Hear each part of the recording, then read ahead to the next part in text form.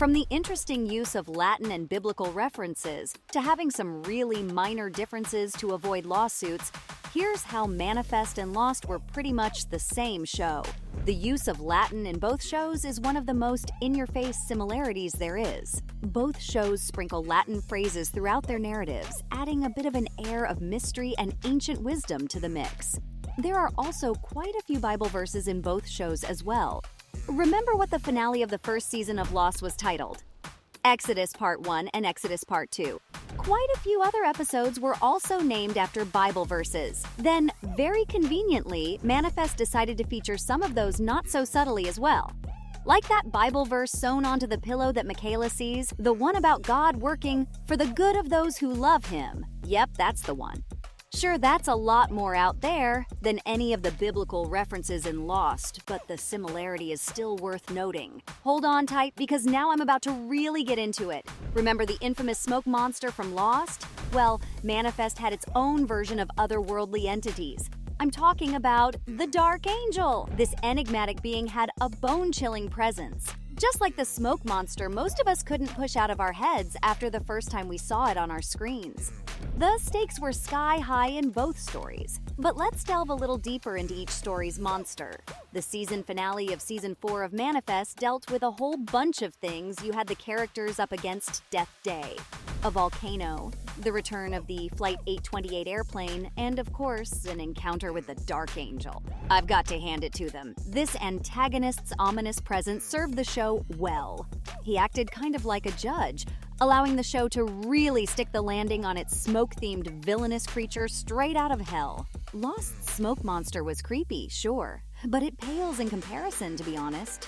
The smoke monster's presence showed up in the very first episode of the very first season and got its moment a little later, but the cohesiveness of its purpose got a little lost along the way. In Season 6, we found out that the monster was actually an alternate version of the Man in Black all along, which would have been well and good if they'd bothered to explain the monster's ability to shapeshift before. So yeah, both shows had very similar villains, but one of them definitely handled theirs with more finesse. Now fasten your seatbelts for the next connection, the inclusion of a plane in the story. Lost fans know all too well that the series kicked off with the mysterious crash of Oceanic Flight 815. Well, guess what? Manifest followed suit with the bewildering disappearance, or warping, if you'd rather call it that, of Montego Air Flight 828. Manifest's aircraft experienced some turbulence on its flight back from Jamaica, and bam! The plan suddenly time-jumped 5 years into the future. It's like planes have turned into portals to alternate dimensions or something. And you know how that plane from Manifest vanished without a trace? That's pretty much exactly what happens in Lost. In Lost, the plane disappeared without a trace between Sydney and LAX, and the rest of the story included episodes with flashbacks taking viewers back to events that happened before the plane crashed. Then, the show introduced that character, along with their perspective, and later, other survivors from the crash, as they come into contact with each other, with all of them stranded on a desolate island. It's quite the story, with a whole set of mysteries again, a lot like Manifest. And if you think that's insane, wait till you hear about the one thing that made both shows so successful, forcing characters with opposite personalities to interact with one another. We all know we're most attracted to shows with conflict and drama, a little extra spice. Part of what made Lost so popular as a series in its time was that it forced characters who wouldn't typically have interacted to become allies. Some of the best scenes from the show came from couples like Kate and Sawyer, and often even Sayid and Shannon. As the story continued past the first few episodes and expanded to include the island, the lives of all the characters became more and more intertwined, and their relationships became more and more complex. That's how the show introduced villains and untrustworthy characters. Manifest took the same route with the group of seemingly incompatible characters, but made things a little less complicated. Here's the kicker. The show gave all the passengers aboard the missing flight the ability to foresee tragic events, kind of like in Final Destination. In the pilot, for example, we see Michaela stopping a bus from running over a kid. Later, we also see her and Ben tracking down 2 kids who've been kidnapped. As it turns out, all the passengers aboard Flight 828 have the same ability. By the end of the pilot, we see them all huddled around the plane, confused and looking for answers.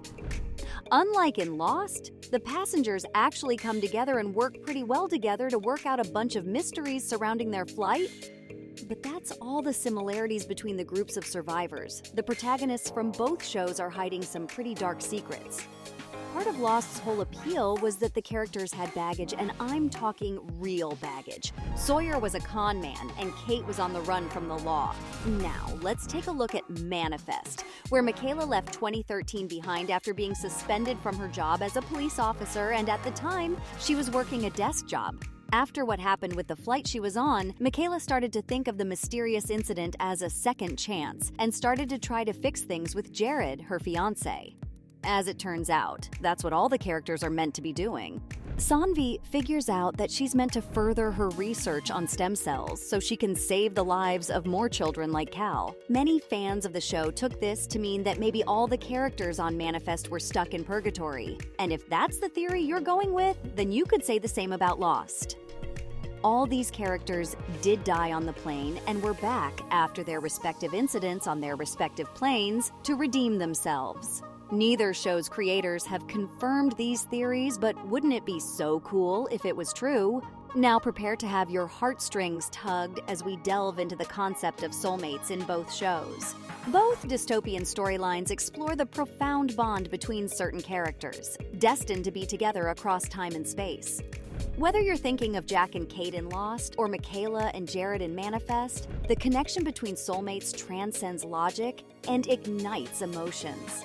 The couples in both shows may not always make sense, but it's almost like they're drawn to one another for reasons that aren't always explained.